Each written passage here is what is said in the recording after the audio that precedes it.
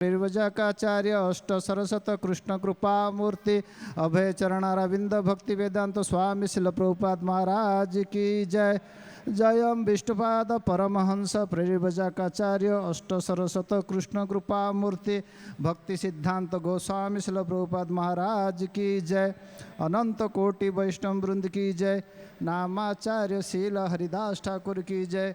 प्रेम से कहो जय श्री कृष्ण चैतन्य प्रभु नित्यानंद श्री अद्वैत गदाधर श्रीवासादि श्री गौर भक्त वृंद की जय। जय श्री श्री राधा कृष्ण गोप गोपीनाथ श्याम कुंड राधा कुंड गिरि गोवर्धन की जय। ब्रजभूमि वृंदावन धाम की जय। मथुरा धाम की जय। द्वारकापुरी धाम की जय। श्री क्षेत्र जगन्नाथपुरी धाम की जय। श्री श्री जगन्नाथ बलभद्र सुभद्रा महारानी की जय। नवदीप मायापुर धाम की जय। हरे कृष्ण महामंत्र की जय। युग धर्म हरिनाम संकीर्तन की जय। ग्रंथराज श्रीमद् भागवतम की जय। भगवत वाणी श्रीमद् भगवत गीता की जय। गीता गौर प्रेमानंदे। All glories to the assembled devotees, all glories to the assembled devotees, all glories to the assembled devotees, all glories to Guru and Gauranga। सब लोग मेरे पीछे भगवान का नाम स्मरण कीजिए। ओम नमः भगवते वासुदेवाय। ओम नमः भगवते वासुदेवाय। ओम नमः भगवते वासुदेवाय। नारायणं नमस्कृत्यं नरं चैव नरोत्तमं देवीं सरस्वती व्यासं ततो जयमुदीरये।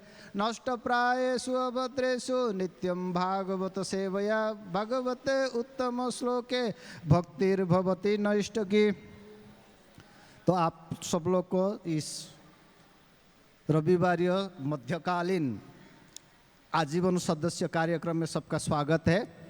तो अगला जो रविवार आ रहा है वो उस दिन भगवान राम इस धराधाम में प्रकट हुए थे। तो अगला जो रविवार है रामनवमी है। शायद खाली प्रसाद होगा और उस दिन तो हम लोग भगवान का कैसा आविर्भाव हुआ इसके बारे में सुनेंगे। लेकिन आज हम लोग थोड़ा चर्चा करेंगे भगवान इस धराधाम में क्यों अवतार लेते हैं। भगवान का इस धराधाम में अवतार होने का अनेक कारण बताया गया है हमारा वैदिक शास्त्रों में। उसमें से कुछ हम लोग आज चर्चा करेंगे। तो भगवत गीता में भगवान अपना इस धराधाम में प्राकट्य होने का कारण बता रहे हैं और ये एक प्रसिद्ध श्लोक है और अधिकतर लोग भारत का इसका जानते हैं। तो अभी हम उस श्लोक को उच्चारण करेंगे। उसका थोड़ा शब्दार्थ अनुवाद तात्पर्य पढ़ने के बाद इसके बारे में चर्चा करेंगे। यदा यदा हि धर्मस्य ग्लानिर्भवति भारत अभ्युत्थानम् अधर्मस्य तदात्मानं सृजाम्यहम्। तो हे भरतवंशी, जब भी और जहाँ भी धर्म का पतन होता है और अधर्म की प्रधानता होने लगती है तब तब मैं अवतार लेता हूँ। तात्पर्य, यहाँ पर सृजामि शब्द महत्वपूर्ण है। सृजामि सृष्टि के अर्थ में नहीं प्रयुक्त हो सकता क्योंकि पिछले श्लोक के अनुसार श्री भगवान के स्वरूप या शरीर का सृजन नहीं होता क्योंकि उनके सारे स्वरूप शाश्वत रूप से विद्यमान रहने वाले हैं। अतः सृजामि का अर्थ है कि श्री भगवान स्वयं यथारूप में प्रकट होते हैं। यद्यपि श्री भगवान कार्यक्रमानुसार अर्थात ब्रह्मा जी के एक दिन में 7वें मनु के 28वें युग में द्वापर के अंत में प्रकट होते हैं, किंतु वे इस नियम का पालन करने के लिए बाध्य नहीं है क्योंकि वे स्वेच्छा से कर्म करने के लिए स्वतंत्र है। अतः आप जब भी अधर्म की प्रधानता तथा धर्म का लोप होने लगता है तो वे स्वेच्छा से प्रकट होते हैं। धर्म के नियम वेदों में दिए हुए हैं और यदि इन नियमों का पालन में कोई त्रुटि आती है तो मनुष्य अधार्मिक हो जाता है। श्रीमद् भागवतम में बताया गया है कि ऐसे नियम श्री भगवान का नियम है। केवल श्री भगवान ही ऐसी धर्म का व्यवस्था कर सकते हैं। वेद में मूलतः ब्रह्मा के हृदय में से श्री भगवान द्वारा उच्चारित माने जाते हैं। अतः धर्म का नियम श्री भगवान के प्रत्यक्ष आदेश है। धर्म तो साक्षात भगवत प्रणीतम। भगवत गीता में अधोपांत में इन्हीं नियमों का संकेत है। वेदों का उद्देश्य परमेश्वर के आदेश अनुसार ऐसे नियमों की स्थापना करना है और गीता का अंत में श्री भगवान स्वयं आदेश देते हैं कि सर्वोच्च धर्म उनकी शरण ग्रहण करना है। वैदिक नियम जीव को पूर्ण शरणागति के और अग्रसर कराने वाले हैं। अतः जब भी असुर द्वारा इस नियमों का व्यवधान आता है तभी श्री भगवान प्रकट होते हैं। श्रीमद् भागवतम पुराण से हम जानते हैं कि बुद्ध श्री कृष्ण के अवतार है, जिनका प्रादुर्भाव उस समय हुआ जब भौतिकवाद का बोलाबल था और भौतिकवादी लोग वेदों का प्रमाण बनाकर उसकी आड़ ले रहे थे। यद्यपि वेदों में विशिष्ट कार्यों के लिए पशु बलि के विषय में कुछ सीमित विधान है, किंतु आसुरी वृत्ति वाले लोग वैदिक नियमों का संदर्भ दिए बिना पशु बलि को अपनाए हुए थे। भगवान बुद्ध इस अनाचार को रोकने तथा अहिंसा के वैदिक नियम की स्थापना करने के लिए अवतरित हुए। अतः श्री भगवान के प्रत्येक अवतार का विशेष उद्देश्य होता है और इन सब का वर्णन शास्त्रों में हुआ है। यह तथ्य नहीं है कि केवल भारत की धरती में श्री भगवान अवतरित होते हैं। वे कहीं भी और किसी भी काल में इच्छा होने पर प्रकट हो सकते हैं। वे प्रत्येक बार अवतार लेने पर धर्म के विषय में उतना ही कहते हैं जितना कि उस परिस्थिति में जन समुदाय विशेष समझ सकता है। लेकिन उद्देश्य एक ही रहता है, लोगों को ईश्वर भावना भावित करना तथा धार्मिक नियमों के प्रति आज्ञाकारी बनाना। कभी वे स्वयं प्रकट होते हैं तो कभी अपने प्रामाणिक प्रतिनिधि को अपने पुत्र या दास के रूप में भेजते हैं या भेष बदलकर स्वयं ही प्रकट होते हैं।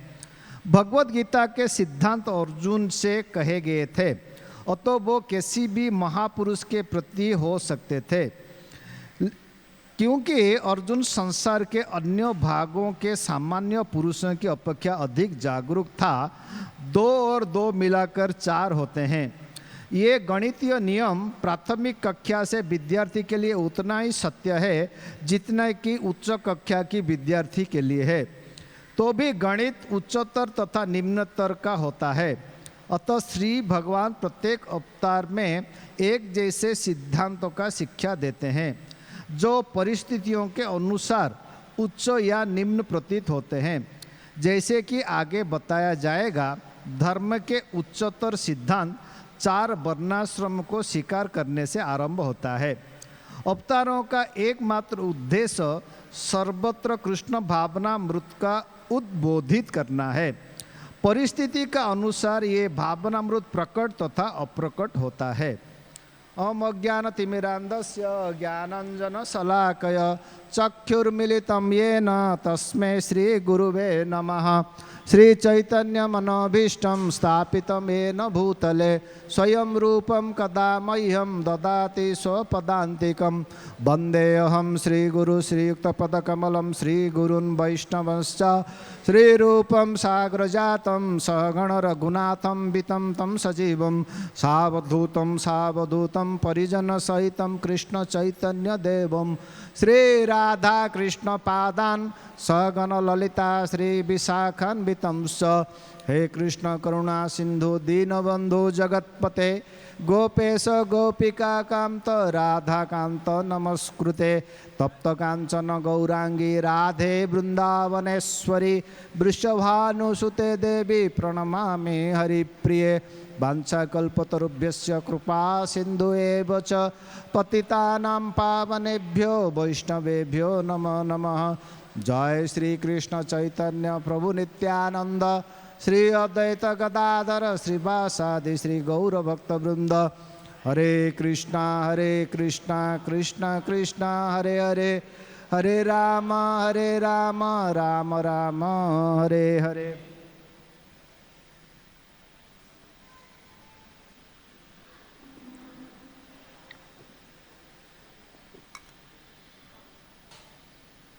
तो ये श्लोक श्रीमद् भगवद गीता का चतुर्थ अध्याय, जो अध्याय का नाम है दिव्य ज्ञान, उसके अंदर आता है। तो इस अध्याय का प्रारंभ में भगवान अर्जुन को बता रहे हैं, इमं विवस्वत योगम प्रक्तवाहनम अव्ययम विवस्वते मनवे प्राहु मनोरेख्यांको अब्रवीत। बोला मैं ये जो आत्मा परमात्मा संबंधी दिव्य ज्ञान, पहले सूर्य जो ग्रह है उसका राजा का नाम है विवस्वान, मैं ये अमर ज्ञान पहला विवस्वान को दिया था। विवस्वान ने अपना पुत्र मनु को दिया, मनु ने अपना पुत्र इक्ष्वाकु को दिया। एवं परम प्राप्तम इमं राजस्य विदुः सकालने महता योग नष्ट परम तपः। तो इस प्रकार ये जो ज्ञान गुरु शिष्य परंपरा द्वारा इस धराधाम में चल रहा था। लेकिन काल क्रम में कुछ लोग ये असली संदेश छोड़ के अपना निजी मत को उसके अंदर प्रवेश कराए, आपेक्ष किए। इसके लिए बोले ये जो असली ज्ञान, सही ज्ञान, वो लुप्त हो गया है। सवयतया अद्य योग प्रक्त पुरातन भक्त ऐसी सखा चेती रहस्य मुदम उत्तमम। तुम मेरा भक्त हो और मित्र हो और ये ज्ञान को ग्रहण करने के लिए योग्य व्यक्ति हो, इसके लिए मैं आपको वही पुरातन ज्ञान अभी आपको फिर से दे रहा हूँ। भगवान कृष्ण अर्जुन को ऐसा बोल रहे हैं। जैसे ऐसा बोले तो अर्जुन का मन में एक प्रश्न आया और तुरंत ही उन्होंने भगवान के सामने रखे। अपरभवत जन्म परजन्म विवस्वतः कथम अहम जाने तुम आदु प्रक्तवान इति ही। बोला भगवान आप और मैं, हम दोनों समस्कंध है, सम उम्र वाले हैं और हमारा अभी वयस 125 साल है। लेकिन ये जो विवस्वान हुए, जो सूर्यदेव का राजा, वो आपसे कई हजार गुना वर्ष पहले हुए। तो मैं कैसे समझूं कि आपने ये दिव्य ज्ञान उनको दिया था। विवस्वान को जो भगवान ने ज्ञान दिया था वो उन लोग, भगवान का कृष्ण का आविर्भाव पहले से कई हजार युग, हजार वर्ष पहले उन्होंने विवस्वान को दिया था। तो तुरंत ही अर्जुन ने प्रश्न पूछा कि मैं कैसे समझूं कि ये अमर ज्ञान है, आत्मा परमात्मा शब्द अमर ज्ञान आपने सूर्यदेव को दिया था, जो कि आपका इस धराधाम से प्रकट होने से कई हजार साल पहले हो चुके हैं। तो उसका उत्तर देते हुए भगवान बता रहे हैं, बहुनी व्यतीतानि जन्मानि तब अर्जुन तानम वेद सर्वस्व नाथ वेद परम तपः। तुम्हारा हमारा अनेक जन्म हो चुका है, वो सब कुछ मुझे पता है, तुम्हें पता नहीं है, तुम भूल गया है। लेकिन भगवान बोल रहे मुझे सब कुछ वो पता होता है। वो आप जब भी देखेंगे ये एक भगवान का अवतारण होने का सिद्धांत है। भगवान जब भी इस धराधाम में प्रकट होते हैं उनका मृत्यु नहीं होती है।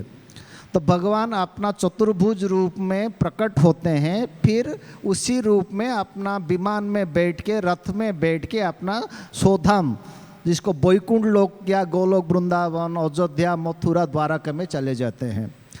अभी भगवान आप रामायण पढ़ेंगे, राम जी किस प्रकार इस धराधाम में प्रकट हुए थे। काल के बीच में संवाद हुआ, उस समय काल का एक शर्त था, उस हमारा संवाद के बीच में कोई व्यक्ति आना नहीं चाहिए। अगर कोई व्यक्ति आता है और हमारा इसमें कुछ विघ्न उत्पन्न करना है तो उसको मृत्युदंड होना चाहिए। और भगवान लक्ष्मण जी को रामचंद्र ने द्वार पर नियुक्त किए थी, कोई भी हमारा भी जो काल के बीच में संवाद हो रहा है उसमें कोई हमारा कक्ष में प्रवेश नहीं करना चाहिए, उसमें कोई विघ्न उत्पन्न नहीं करना चाहिए। उतने में दुर्वासा मुनि आ गए और बोले हमें अभी इसी समय कुछ आपातकालीन बात करना है भगवान रामचंद्र से। तो लक्ष्मण जी धर्म संकट में पड़ गए और उन्होंने उनको अनुमति दे दिए। तो उतने में वो दुर्वासा मुनि प्रवेश कर गए और शर्त के अनुसार लक्ष्मण जी को मृत्युदंड होना था। तो ये विचार विमर्श हुआ, फिर उन अनुसार उनको राज्य से निष्कासित कर दिया गया। राज्य से निष्कासित करना यानी मृत्युदंड जैसा ही है। उसके बाद काल ने बताया भगवान देवता लोग की कुछ समस्या था, उन्होंने आपके सामने आपका समस्या रखा था और आपने उनका समस्या सब समाधान कर दिया। रावण नामक का, कुंभकर्ण आदि जो राक्षस लोग का इस धराधाम में जो उन लोग समस्या उत्पन्न कर रहे थे, वो समस्या का समाधान हो गया है। अभी आप अपना धाम को वापस जा सकते। तो रामचंद्र भगवान जैसे ही ये निर्णय लेके सरयू में नदी में प्रवेश किए और साथ साथ में चतुर्भुज रूप होके विमान में बैठ के कहाँ चले गए? साकेत अयोध्या धाम चले गए। ऐसे ही जैसे भगवान कृष्ण जब इस धराधाम से अप्रकट होने का समय आ गया तो देवता लोग आके प्रार्थना करने लगे कि भगवान अभी आपने हमारा अनुरोध पर इस धराधाम में अवतार हुए थे, धरती का बोझ कम हो गया, आपका धाम में वापस चले जाइए, क्योंकि आपको इस धराधाम में रहने की अभ्यास नहीं है। आपको हमारा कार्य के लिए बहुत दिन तक इस धराधाम में रहे और आपको अनेक प्रकार का कष्ट भोग उठाना पड़ा, इसके लिए हम क्षमा प्रार्थी है और आप अभी अपना धाम में चले जाइए। तो उनका उत्तर देते हुए भगवान कृष्ण बोलते हैं, बोला भले ही और राक्षस लोग का बोझ तो कम हो गया है, लेकिन मेरा जो वंश अभी बचे हुए जो कि सबसे शक्तिशाली है, मेरा अप्रकट होने के बाद उनको इतना दुख होगा कि वो दुख को सहन नहीं कर पाएंगे और सारा संसार को भस्म कर देंगे। इसके लिए मैं 100 वंश को समेट कर मैं अपना धाम चला जाऊंगा। तो जब भी इस प्रकार भगवान ने एक विशिष्ट लीला करके अपना सभी वंशधर को समेट लिए, फिर जब भी वो बैठे हुए थे और वो जरा नामक शिकारी ने वो हरिण का कान समझकर तीर मारा और तीर वो एक उंगली पीछे ही रह गया और वो आके क्षमा प्रार्थना करने लगा और भगवान ने उसको भी विमान में बिठा के वैकुंठ भेज दिए। उतने में ही वो भगवान का विमान आ गया। दारुक जो भगवान का सारथी है, श्रीमद् भागवतम का 11 स्कंद में आप पढ़ सकते हैं। तो जो दारुक है भगवान का रथ का सारथी, दिव्य विमान लेके भगवान को लेने के लिए सामने आ गया।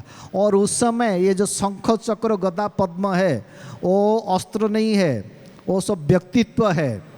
सुदर्शन एक चक्र एक व्यक्तित्व है जो कि भगवान का सामने हमेशा हाथ जोड़ के क्या सेवा करूं बोल के खड़ा रहते हैं। ऐसा ये जो गदा का नाम है कुमुदक है, भगवान जो पद्म धरते उसको कुमुदी की पुष्प है, ये सब व्यक्तित्व है। कुमुदक गदा ये सब शंख पंचजन्य शंख वो व्यक्तित्व है।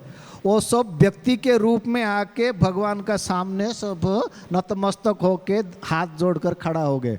बोला भगवान विलंब करने का कोई आवश्यकता नहीं, बैठिए विमान में चलते हैं। तो विमान में बैठ के चले गए। ऐसे ही श्रीमंत चैतन्य महाप्रभु भी जगन्नाथ में प्रवेश कर गए। और भगवान का जितना भी अवतार होता है, भगवान स्व इच्छा से कुछ विशिष्ट कार्य करने के लिए विशिष्ट उद्देश्य से अपना स्वरूप में इस धराधाम में प्रकट होते हैं। और क्या करते हैं, जब भी उनका कार्य संपादन हो जाते हैं फिर उसी शरीर से अपना धाम को चले जाते हैं। इसके लिए भगवान कभी शरीर बदलते नहीं हैं। इसके लिए जो कुछ भी घटना पहले हो चुका है, भूतकाल में हो चुका है, वर्तमान में हो रहा है और भविष्य में होगा, भगवान को सब कुछ याद है। और हम लोग क्या करते हैं, शरीर परिवर्तन करते रहते हैं, तो अभी पूर्व जन्म का क्या घटना घटी हम लोग भूल जाते हैं। कि कोई अगर पुण्य आत्मा होता है तो उसको कम से कम 100 साल 100 जीवन का स्मरण हो सकता है, लेकिन उससे अधिक नहीं हो सकता है। लेकिन भगवान का भी अपना शरीर बदलते नहीं है। इसके लिए जितना घटना अभी तक घट चुकी है वो सब भगवान का स्मरण है, क्योंकि शरीर बदले ही नहीं है। तो इसके लिए भगवान बोल रहे बहुनी व्यतीतानि जन्मानि तब अर्जुन तानम वेत सर्वस्व नाथ वेत्य परम तपः। तुम्हारा हमारा बहुत जन्म हो चुका है, लेकिन मुझे सब कुछ स्मरण है, क्योंकि मैं शरीर परिवर्तन नहीं करता हूँ, लेकिन तुम शरीर परिवर्तन करने के कारण तुम सब भूल गए हो। अगला श्लोक में भगवान बता रहे हैं, अजपि सन अभयात्मा भूतानाम ईश्वर अपि सन प्रकृति सन अधिष्ठाय संभवामि आत्म माया। बोलता मैं अजन्मा हूँ, अविनाशी हूँ, फिर भी अपना इच्छा से अपना दिव्य प्रकृति में हर युग में अवतार लेता हूँ। फिर यहाँ पर ये 7वां नंबर श्लोक में भगवान बोल रहे हैं क्यों भगवान अवतार लेते हैं।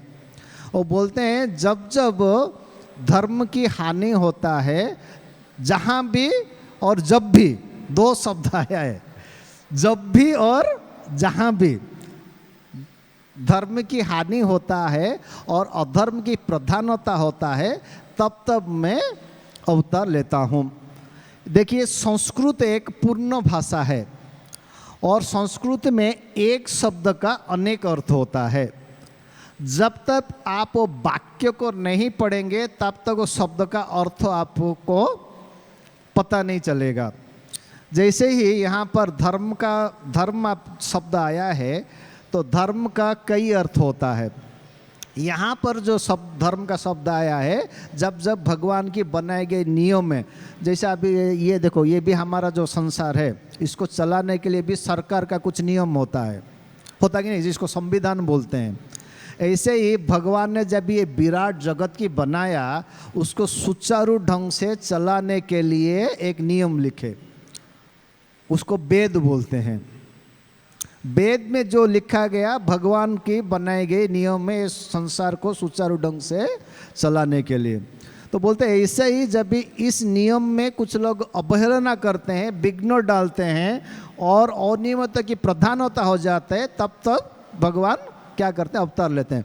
जैसे समझो कोई विशृंखला उत्पन्न करता है, सरकार का नियम को नहीं मानता है, तब क्या होता है, पुलिस आता है, उसको लिया जाता है, फिर उसको जेल में डाल दिया जाता है, कोर्ट में उसको कोर्ट कचहरी होता है, विचारालय होता है, उसमें तुमने ये संविधान तोड़ा है उसको दंडित किया जाता है। तो ऐसे ही वो बोलते हैं भगवान का जो नियम की जब भी अवहेलना होता है, अनियमितता की प्रधानता होता है, तब तब ये भगवान अवतार लेते हैं।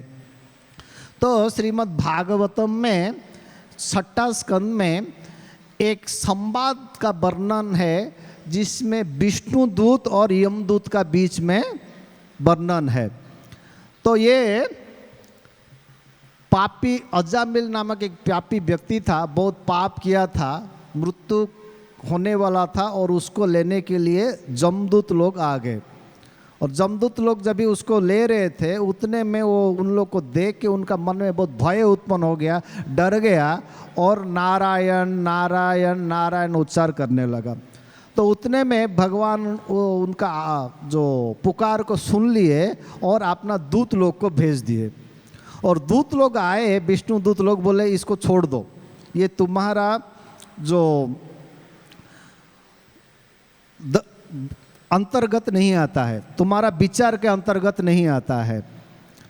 तो वो जो जमदूत लोग को बहुत आश्चर्य हुआ, और वहाँ पर जो नारायण विष्णु दूत थे, उन्होंने जमदूत लोग को प्रश्न किया है। वो बोले आप किसी को जो दंड और पुरस्कार देते हो, किसके आधार पर देते हो, कैसा निर्णय लेते हो कि किसी को दंड देना है, किसको पुरस्कार देना है। तो वहाँ पर वो जमदूत लोग बता रहे हैं, वेद प्रणिहित धर्म ही अधर्म तत विपर्य, वेदो नारायण साक्षात स्वयंभू इति सुश्रुमः। बोले वेद प्रणिहित धर्म, बोला वेद में जो लिखा है वही नियम है। अधर्म तथा विपर्य, वेद में जो नहीं लिखा है वो अधर्म है, वो नियम नहीं है। वो बोला कौन है, वेद भगवान स्वयं भगवान की सांस से निकला हुआ है, इसके लिए भगवान में वेद में कोई अंतर नहीं है, भिन्न नहीं है। तो बोलते वेद में जो लिखा है वो नियम है। और उसके बाद उन्होंने उसका स्पष्टीकरण करके बता रहे, धर्म तो साक्षात भगवत प्रणीतम ना विदुरुषया ना ओपि देवा ना सिद्ध मुख्य असुर मनुष्या कुतो ना विद्याधर चारण दय। बोला धर्म तो साक्षात भगवत प्रणीतम, धर्म को जो वेद को स्वयं भगवान ने प्रणीत किया है। ना विदुरुषया ना सिद्ध मुख्या ना असुर मनुष्य, ना ऋषि सिद्ध लोग मनुष्य विद्याधर चारण, किसी ने वेद को नहीं लिखा। वेद को कौन लिखा? धर्मो तो साक्षात भगवत प्रणीतम। तो वहाँ पर जो वेद में जो भगवान ने बनाई गई लिखी गई है, भगवान ने जो लिखा है, ये सृष्टि को सुचारू ढंग से परिचालना करने के लिए वही नियम है। ऐसा जब भी वेद वाक्यों की अवहेलना होता है, उल्लंघन होता है, तब बोलते भगवान अवतार लेते हैं। धर्म का और एक अर्थ होता है, जैसे भगवान बोलते हैं सर्वधर्मान परित्याज मामे एकम शरणं व्रज अहम तम सर्व पापेभ्यो मोक्षयास्मि मा शुचो। वहाँ पर जो धर्म का शब्द का अर्थ होता है कर्तव्य। जैसे बोलते हैं ना माँ बाप का सेवा करना हमारा धर्म है, तो यहाँ माँ बाप का सेवा करना हमारा धर्म होते, माँ बाप का सेवा करना हमारा कर्तव्य है। वही जो धर्म का शब्द का अर्थ आया है अपना निर्धारित कर्तव्य के लिए। और एक धर्म का भी मुख्य अर्थ होता है, जैसे बोलते हैं जल का धर्म है तरलता, शक्कर का धर्म है मीठापन, किसी विशिष्ट जो वस्तु में जो गुण होता है उसको भी धर्म कहा जाता है।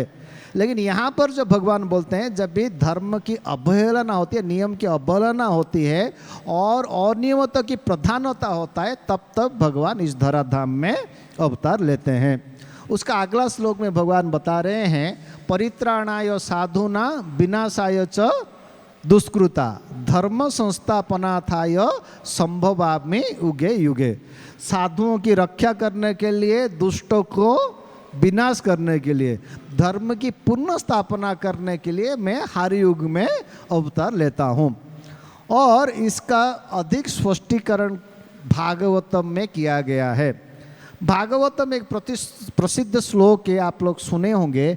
एते चांसम कलापुंसम कृष्णस्तु भगवान स्वयं इंद्रियाणि व्याकुलम लोके मूढ़यन्ति युगे युगे। जिस प्रकार ये जो आप देखते हैं, ये जैसे जैसा देश को एक चलाने के लिए कितना सारे अलग अलग विभाग होती है, उसका विभागीय मुख्य होते हैं, ऐसे ही ये जब भगवान ने ब्रह्मांड ने बनाया उसमें भी भगवान का अलग अलग विभाग है और उसका सब विभागीय मुख्य है। इंद्र, चंद्र, वरुण, अग्नि, वायु, ऐसा अलग अलग सब विभाग है भगवान का और उसका विभागीय मुख्य है। जैसा वरुण जो है जल विभाग का मुखिया है, ऐसा अग्नि विभाग का मुखिया है, जैसा वर्षा विभाग का मुखिया है इंद्रदेव, जैसा आपका विद्या का देवी है सरस्वती, विद्या विभाग का जो नियुक्त किया गया भगवान द्वारा वो माता सरस्वती है। ये संसार को परिचालना करने के लिए ठीक ढंग से माता दुर्गा को नियुक्त किया गया है। तो भगवान का जो ये सृष्टि को चलाने के लिए अलग अलग विभाग है और उसका अलग विभागीय अधिकारी है। तो ऐसे ही वो विभागीय अधिकारियों में एक उनका नेता है, वो कौन है? इंद्र, देवताओं की जो राजा है इंद्र है। तो जब भी कोई भी समस्या आती है और ये देवताओं के द्वारा समाधान नहीं होता है, तब ये देवता लोग सब मिलके ब्रह्मा जी, शिव जी आदि सभी देवताओं के द्वारा जब भी कोई समस्या समाधान नहीं होता है, ये सब समस्या लेके जाते हैं किसके पास? भगवान के पास, और उनका समस्या का समाधान करने के लिए भगवान आते हैं।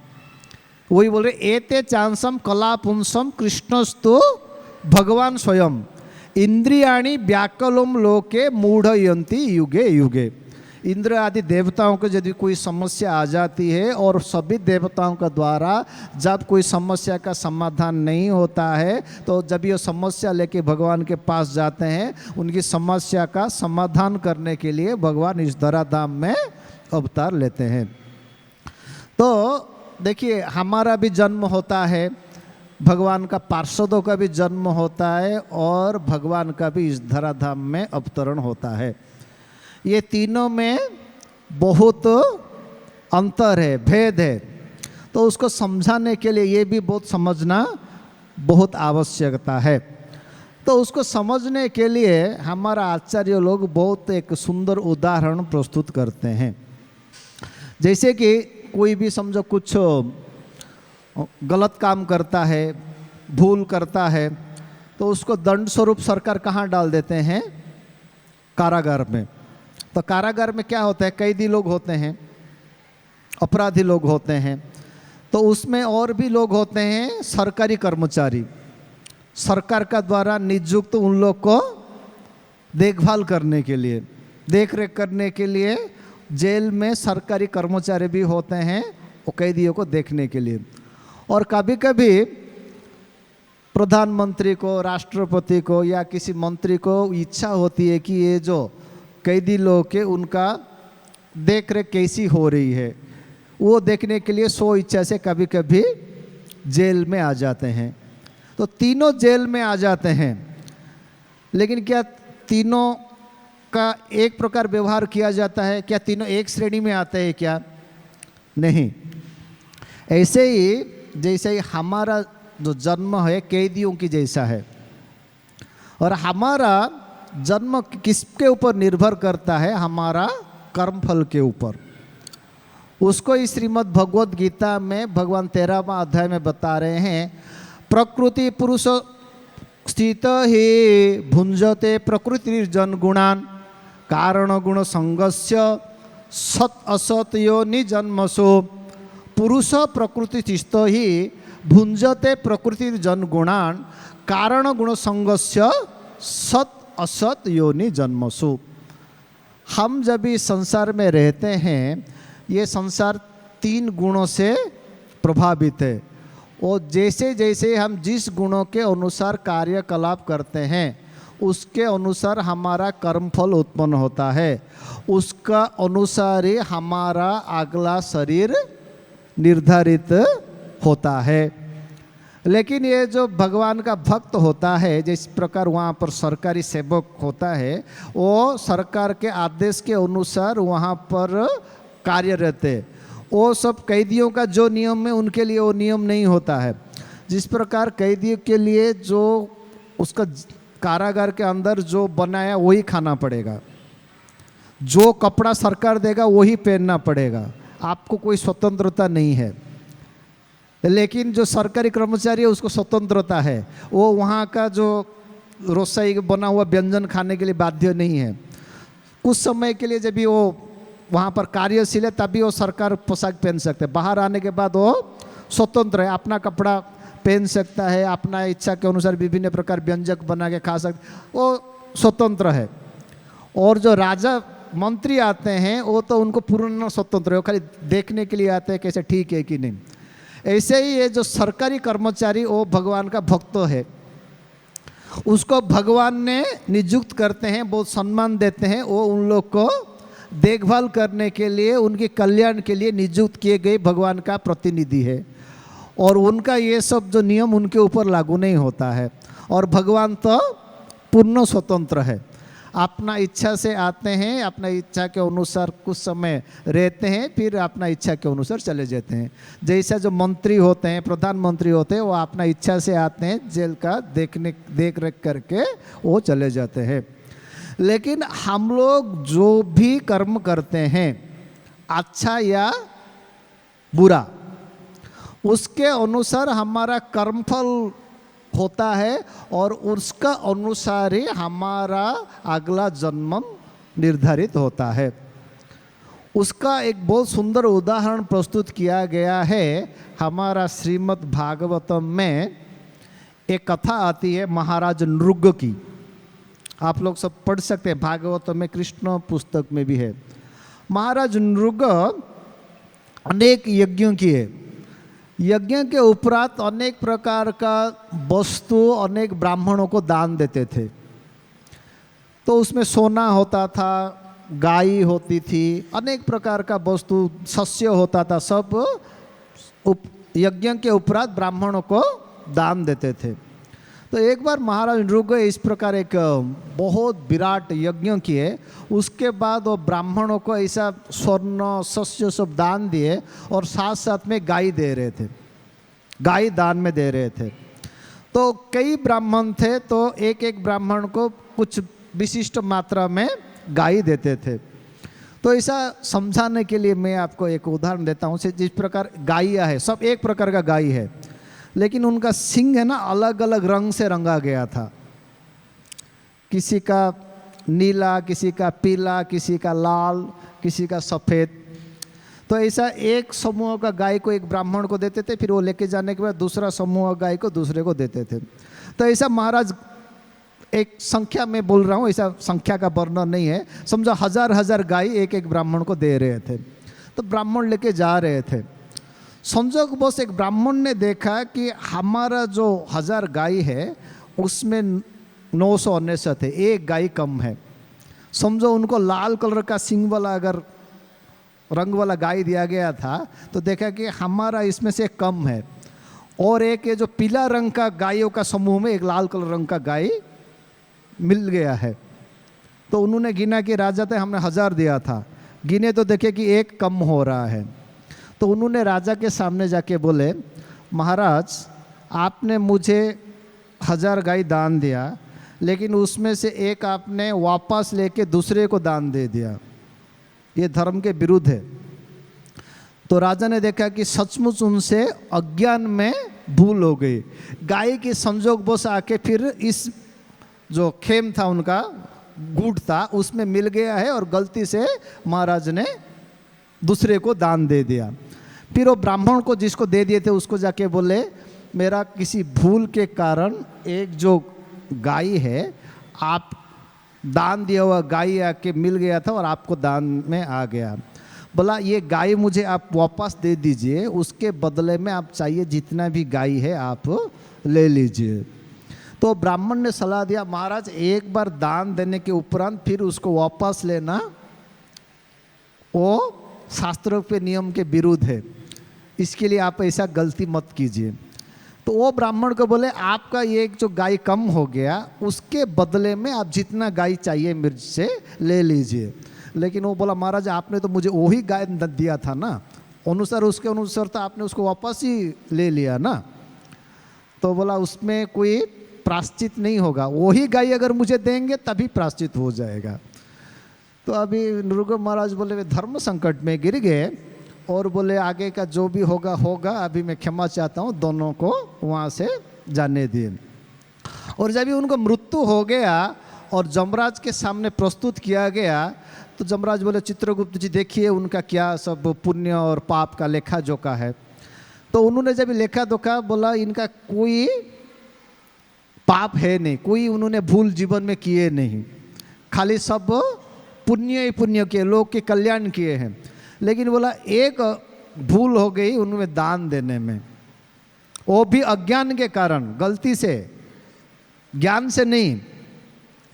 तो फिर उनका यमराज ने पूछे कि अभी आपका ये जितना पुण्य किए उसके लिए पुरस्कार होगा कुछ, और आपने ये जो एक अज्ञान से भूल कर दिया उसके लिए कुछ दंड होगा। तो आप दंड को पहले स्वीकार करेंगे कि पुरस्कार को पहले स्वीकार करेंगे? पुरस्कार के स्वरूप आपको बहुत वर्षों तक स्वर्ग का सुख प्राप्त होगा, लेकिन ये एक आप छोटी जी अज्ञान से भूल हो गई उसके लिए आपको कुछ दंड प्राप्त होगा। तो आप दंड को पहले ग्रहण करेंगे कि पुरस्कार को पहले ग्रहण करेंगे? उनने बोला पुरस्कार तो ऐसे ही प्राप्त होने वाला है, आप मुझे पहले दंड दे दीजिए। तो दंड स्वरूप उनको छिपकली बन के द्वारका का एक दंड जो निर्धारित हुआ वो अज्ञान के कारण जो हुआ था, कुछ वर्षों के लिए छिपकली बनना। छिपकली समझते हैं वो जो दीवार में होता है ना, तो वो द्वारका में एक कुएं में छिपकली बन के गिर गए थे। तो हमारा जो जन्म निर्भर करता है हमारा पूर्व जन्म की कर्म के ऊपर। अभी आप राम जी का चरित्र सुनेंगे। राम जी का जो रामायण में उत्तराखंड में भी ऐसे ही एक कथा का वर्णन आता है। तो तो राम राज्य तो आप जानते हैं बहुत प्रसिद्ध था। फिर भी राम जी ने लक्ष्मण को बोले आप जाइए और सब राज्यों में देख के आइए कि हमारा राज्य में किसी प्रजा का तो कोई समस्या तो नहीं है। और पहले जो राजा लोग होते थे उनका जो महल होता था उसके बाहर एक घंटी लगा होता था। घंटी घंटी समझते ना, घंटी। किसी को कुछ भी समस्या हो जाएगा तो क्या करना है, घंटी को ठोकना है, तो राजा समझ जाएंगे कि इसको कोई समस्या है और उसका समाधान करने के लिए तुरंत आ जाते थे। रामायण में जब भी भगवान राम जी का राज्य अभिषेक होने वाला था, हुआ नहीं लेकिन होने वाला था, उससे पहले रामचंद्र जी को दशरथ महाराज ने कुछ राजा की जो कार्यकलाप लिए कुछ उपदेश दिए। उसमें से एक उपदेश था, अगर किसी प्रजा की कोई समस्या आ गई, जब तक उसका समस्या का समाधान नहीं होगा तब तक आपको भोजन नहीं करना है। क्या मानदंड था, आप विचार कर सकते हैं। दशरथ महाराज बोले किसी प्रजा की समस्या हो गई और आपके सामने आपका समस्या रखा, जब तक उसका समस्या का समाधान नहीं होते तब तक आपको भोजन नहीं करना है। तो लक्ष्मण जी बोले आपका राज्य में किसी की समस्या हो सकता है, मुझे नहीं लगता ऐसा। भगवान रामचंद्र बोले नहीं, ऐसा नहीं है, आप जाके देख के आइए। जैसे ही लक्ष्मण जी प्रजा की समस्या क्या है देखने के लिए निकले, तुरंत ही उतने में देखे कि एक कुत्ता वो घंटी बजाने का प्रयास कर रहा है। तो वो घंटी बजा रहा है, तो लक्ष्मण जी बोले आपको भी कोई समस्या है क्या? बोला हाँ मुझे समस्या है। और उसको एक ब्राह्मण ने मार दिया था और उसका जो सर से रक्त प्रवाहित हो रहा था। तो बोला क्या समस्या है बताइए। बोला मेरा समस्या मैं आपको नहीं बता सकता हूँ, मैं बता सकता हूँ भगवान राजा रामचंद्र को ही बता सकता हूँ। तो बोला चलिए। तो बोला देखिए कुत्ता लोग भी पहला अपना शिष्टाचार समझते थे। बोले मैं एक श्वान जाति से श्वान हूँ, तो श्वान अपवित्र प्राणी माना जाता है। बोला बिना अनुमति के मैं राजमहल में प्रवेश नहीं कर सकता हूँ, आप भगवान रामचंद्र को पूछ के आइए, जब वो अनुमति देंगे तभी जा सकता हूँ। लक्ष्मण जी जाके बताया कि महाराज एक कुत्ता का कुछ समस्या है श्वान का, वो आपसे कुछ अपना समस्या आपका सामने रखना चाहता है। बोला उसको सम्मान करके बुलाइए। तो भगवान रामचंद्र का सभा बैठा हुआ है, उसमें ब्राह्मण लोग, मंत्री लोग, विभिन्न प्रकार का उनका सभासद लोग बैठे हुए थे। उतने में श्वान को लाया गया। हाँ बोलिए क्या समस्या है आपका। बोला मैं रास्ते में सोया हुआ था और एक सर्वसिद्धि नामक एक ब्राह्मण ने मुझे बिना कारण के डंडा से मारा, देखिए मेरा सर फट गया और उसमें रक्त प्रवाह हो रहा है। तो बोला सर्वसिद्ध नामक ब्राह्मण को बुलाया जाए। तो बुलाया गया। तो बोला आपने ये श्वान तो कुछ किया नहीं, रास्ता में सोया हुआ था, आपने क्यों उसको लाठी से प्रहार किया। वो बोले कि मैं एक्चुअली रास्ता में आ रहा था वास्तव में, और मुझे बहुत भूख लगा था, और मैं बोला वो श्वान को रास्ता से हट जाओ, हटा नहीं तो मुझे क्रोध आ गया और मैं डंडा से मार दिया। तो आपका जो गलती है मान रहे हैं। बोला हाँ मान रहे हैं। बोला आप जो भी दंड देंगे मुझे स्वीकार है। तो भगवान रामचंद्र देखिए शास्त्रों के अनुसार तो ब्राह्मण को दंड देने का कोई विधान नहीं है। फिर आपने सब सभासद को पूछे, जो ब्राह्मण लोग बैठे हुए थे, मंत्री परिषद बैठे हुए थे, बोला इनको क्या दंड होना चाहिए। तो सब लोग विचार मग्न हो गए, कुछ निर्णय तक नहीं पहुंच पा रहे थे। तो भगवान रामचंद्र से कुत्ता को ये पूछे इसको क्या होना चाहिए। फिर बोले उसको कालंजर मठ का महंत बना दिया जाए। तो भगवान बोले ठीक है, आपका इच्छा के अनुसार उसको कालंजर बोल के एक मठ था, उसको महंत बना दिया गया। बनाने के बाद फिर सभासद मंत्रियों का मन में एक संशय उत्पन्न हो गया, प्रश्न उठा, ये पुरस्कार हुआ कि दंड हुआ। कोई भूल करता है उसको किसी मठ का महंत बना दिया जाए तो पुरस्कार जैसा है ना। तो पुरस्कार की दंड सब लोग भ्रमित हो गए। तो उसके बारे में वो भगवान बोले श्वान आप ही बताइए कि ये पुरस्कार हुआ दंड हुआ, क्योंकि आपने ही निर्णय लिया। तो वो श्वान वहाँ पर बता रहा है कि इससे पहले कालंजर मठ का महंत में ही था। वो कुत्ता उससे पहले कालंजर मठ का महंत था। वो बोला मैं थोड़ा क्रोधी व्यक्ति था, जब अतिथि आते थे तो उनको सेवा करने में मेरे से भूल हो गया, कभी कभी क्रोध करके उनको ऊपर में कुछ कटु वचन बोल देता था। उस गलती के कारण इस जीवन में मुझे कुत्ता बनना पड़ा। बोला ये अभी क्रोधी आदमी है, किसी से गलती करेगा, अगला जीवन में कुत्ता बनेगा तभी उसको पता चलेगा। कहने का अर्थ है हमारा जो जीवन निर्भर करता है हमारा पूर्व जन्म के कर्मफल के ऊपर, लेकिन भगवान का ऐसा नहीं है। भगवान इसके लिए बता रहे हैं जन्म कर्म चमे दिव्यम एवं यो वेति तत्वत्व तत्वा देह पुनर्जन्म नैति मामेति स अर्जुन। भगवान का जो जन्म है वो भी दिव्य है, भगवान जो कर्म है भगवान का दिव्य है, लेकिन हमारा जन्म निर्धारित होता है हमारा कर्म फल के अनुसार।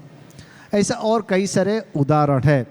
और एक जो भगवान बता रहे हैं अपना इस धराधाम में प्रकट होने का कारण महारानी कुंती श्रीमद् भागवतम में वर्णन कर रही है। महारानी कुंती बता रही है कि भगवान इस धराधाम में भगवान का प्रकट होने का एक कारण है भगवान ये जो भक्ति का विषय वस्तु तैयार करते हैं, पृष्ठभूमि तैयार करते हैं।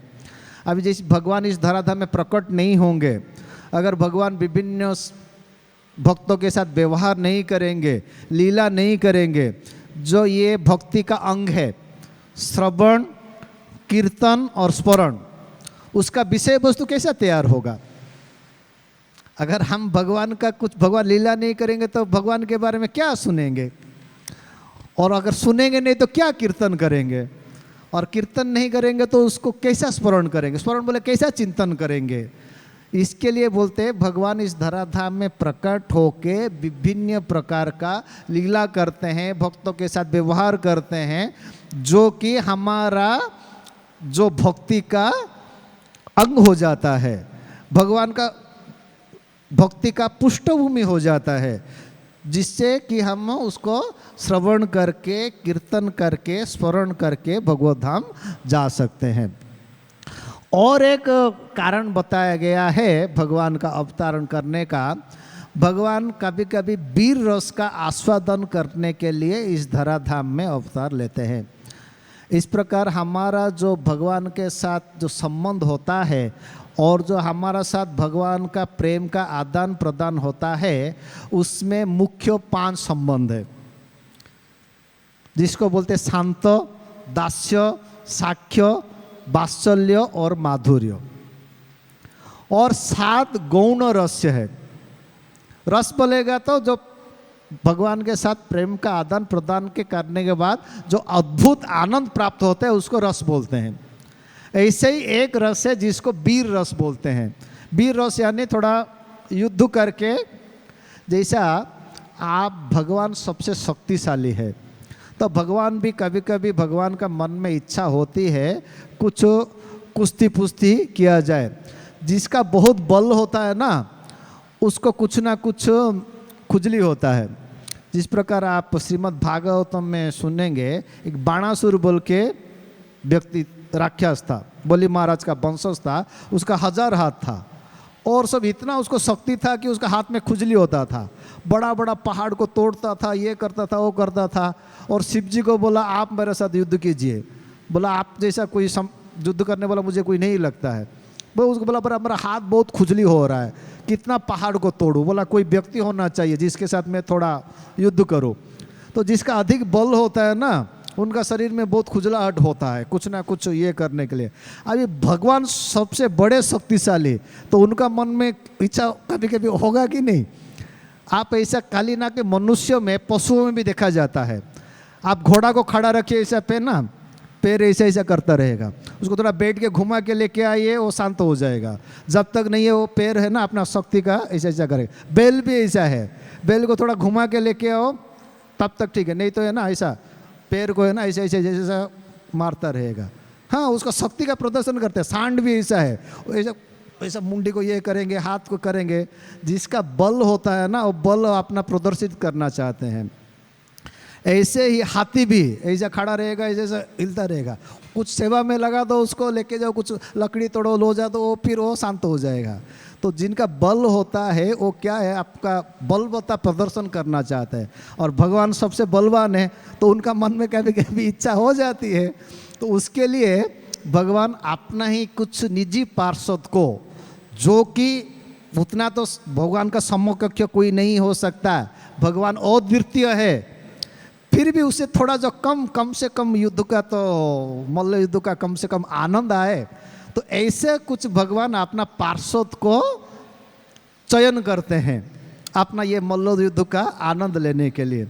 जैसे ही ये जो जय विजय थे उनको भगवान ने चयन किया, किसके लिए, युद्ध का थोड़ा बल का प्रदर्शन करने के लिए। अभी देखिए जो सामने जो है ना, जब भी कोई युद्ध होता है, अगर दोनों प्रतिद्वंदी समकक्ष बलवान है तभी जाके वो द्वंद्व युद्ध का आनंद आएगा।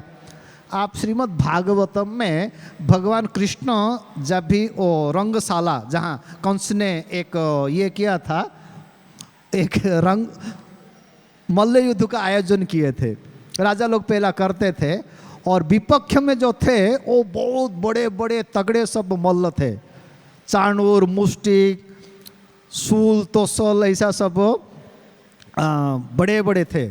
और भगवान उस समय केवल 11 साल के, 11 साल 52 दिन हुआ था, और भगवान इस जो रंगशाला में प्रवेश किए। जैसे ही किए उन लोग जितना जो वहाँ पर देखने वाले बैठे हुए थे ना, सब लोग बोले ये बराबरी नहीं है।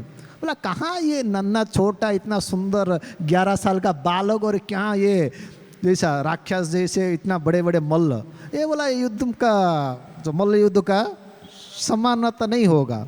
अभी जैसा कोई 10,000 हाथी बोल रखता है, दूसरा 10,000 हाथी का बोल रखता है, तब जाके उन लोग युद्ध करते हैं, तो वो युद्ध का क्या है, समकक्ष होता है और आनंद भी आता है। तो ऐसे ही भगवान से थोड़ा जो उनका बहुत उनका निकट पार्षद थे जय विजय, वो समझ गए कि भगवान कुछ मल्ल युद्ध का आनंद लेना चाहते थे, तो उनने फिर उनको चुना और भगवान आए इस थोड़ा मल्ल युद्ध का आनंद लेने के लिए। तो ऐसे ही भगवान का एक जो इस धराधाम में प्रकट होने का कारण है वीर रस का आनंद लेने के लिए। और हमारा आचार्य लोग बहुत अनेक कारण और उनका विशिष्ट कार्यों के लिए, विशिष्ट उद्देश्य के लिए वर्णन किए हैं, फिर कभी अगर समय मिलेगा तो करेंगे। प्रभु जी संकेत कर रहे थे समय हो गया बोल के, तो अगर इस विषय में किसी का कोई प्रश्न है तो मुझे व्यक्तिगत रूप से कर सकते हैं। और अगला कार्यक्रम के बारे में अभी हमारा आजीवन सदस्य के निर्देशक राधा कृष्ण प्रभु उसके बारे में आपको जानकारी देंगे। हरे कृष्णा, बोलिए हरे कृष्णा, हरे कृष्णा, कृष्णा कृष्णा